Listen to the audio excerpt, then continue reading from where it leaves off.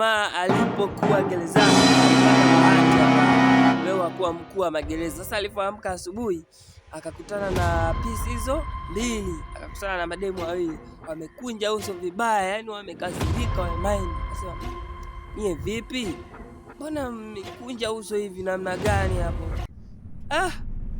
Wale wa mademu wakatikisa vitu. Yani sisi usiku tumeota ndoto ambazo yani hata tuzielewi, sijui ni ndoto gani, hata tuzielewi kabisa. Sasa yule akamwambia, "Niambieni hizo, kutafsiri ndoto sio kazi ya Mungu, niambieni hizo ndoto." Sasa yule demu wa kwanza akamwambia, "Mimi usiku bwana nimeota kwamba juu ya kichwa changu kuna matawi matatu, alafu mkononi nimeshika kikombe. Kwenye matawi ya matatu yale ya mizabibu yamemea vizuri, alafu yanaonekana yana zabibu.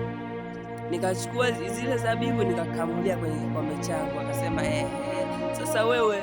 Yule pale yule demu alikuwa mtengeneza juisi. Kwenye Biblia imeonyesha kwamba mnyweshaji, lakini kwa tafsiri ya sasa hivi ni mtengeneza juisi wa mfalme. Sawa, alikuwa anamtengeneza juisi mfalme. Sasa akamwambia, "Bwana, wewe ukirudi matawi matatu ni siku 3 baada ya wewe kutoka gerezani.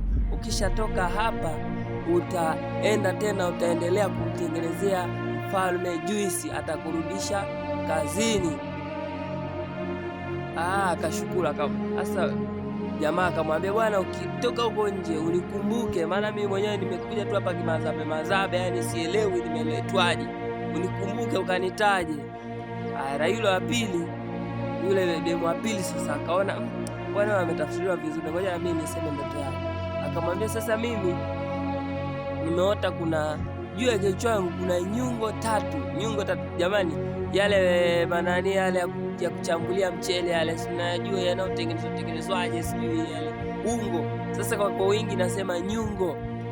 Baada ya hapo akamwambia, "Nimeota kuna nyungo 3 juu ya kichwa changu, alafu kwenye hizo nyungo 3 kuna kila aina ya chakula, wakaja ndege wakala." Sasa huyu alikuwa ni mtengeneza mikate. Akasema, yani kuna mikate, kuna vyakula vingi, ndege wakala. Akamwambia, "Sasa hizo nyungo 3 ni siku 3 baada ya kutoka hapa.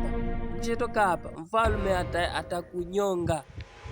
Bwana, kweli walivyotoka hapa gerezani, walivyotoka gerezani zilipopita siku 3, kweli yule mtengeneza juisi akarudishwa kazini, akawa anamtengenezea mfalme juisi, na yule ambaye mtengeneza mikate mfalme alinyonga.